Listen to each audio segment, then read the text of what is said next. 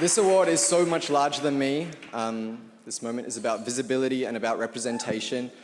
What and who we see in the media defines our perception of the world around us. And so to see ourselves in this picture of what is normal and what is acceptable and what is beautiful is absolutely vital.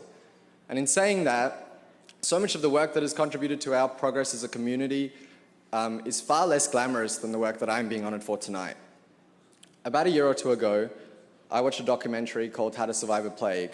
I highly recommend it to anyone who hasn't seen it. The doc is about the early years of the AIDS epidemic and the efforts of organizations like ACT UP and the Treatment Action Group.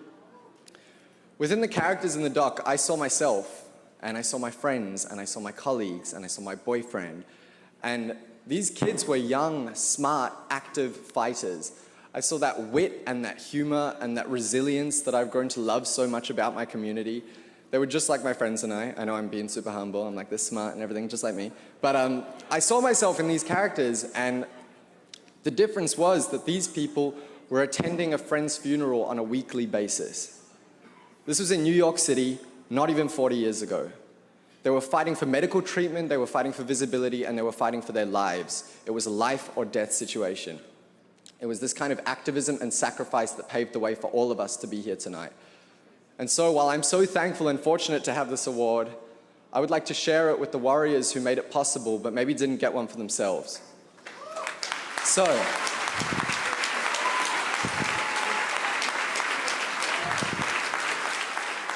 this award is for Peter Staley, one of the featured activists in How to Survive a Plague. Peter was one of the driving forces behind ACT UP, the founder of the Treatment Action Group, and a personal hero of mine. This is for Marsha P. Johnson and Sylvia Rivera,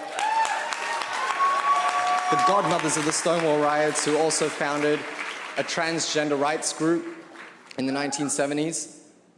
This is for, you can keep going on the teleprompter.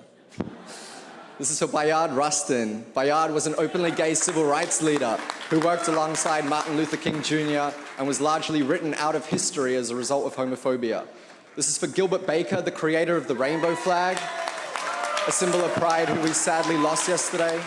This is for the Edie Windsors and the James Baldwins and the Frank Kamenies of the world, and the list goes on.